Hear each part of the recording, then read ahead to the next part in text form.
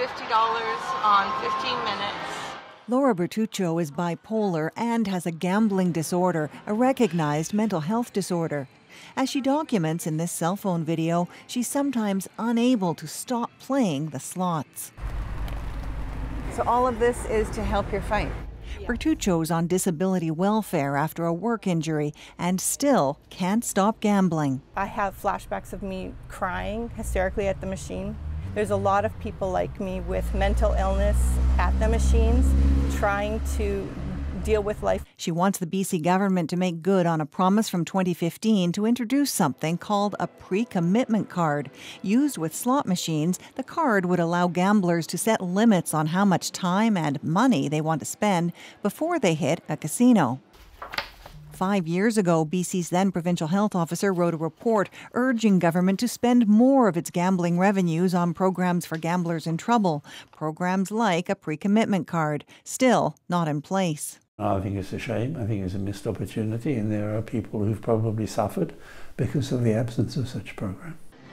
A leading gambling researcher in Canada has looked at the billions governments make in gambling revenue and how little gets funneled back into programs that might help severe gambling addicts. Problem gamblers account for roughly a third of all the gambling revenue, and so if you're going to do something effective, it's going to compromise your revenue. And so we don't do much in the way of effective programs in Canada, so the revenue keeps on coming in. Well, it's unacceptable. BC's minister responsible for gaming says the province does need to spend more of its gambling revenue helping those that gambling hurts. I fear that for too long the calculation on gambling has been a short-term equation, and we need to be thinking more long-term about it, and we are now. Erica joins us now. So Erica, is BC going to introduce these player pre-commitment cards? Well, the province just wrapped up a test pilot of these cards at 2 casinos in Kamloops, BC. So the minister says he's hopeful that these cards will come out soon, but the BC Lottery Corporation says it wants time to review the data, that in fact it may do more testing, and it wants to look at other jurisdictions that have this system in place. In Ontario, pre-commitment cards are in place in 2 casinos, and Ontario plans to roll out those cards very soon right across the province.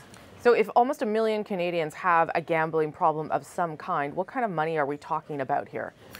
We're talking big money. According to an industry research group, last year Canadians generated over $17 billion in gambling revenue.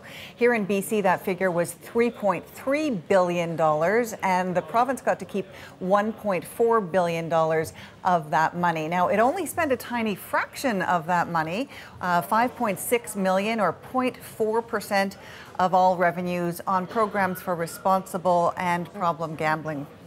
So it's a money-making business. Erica, thanks for this, as always. And if you have a story that you want Erica and her team to investigate, email gopublic@cbc.ca.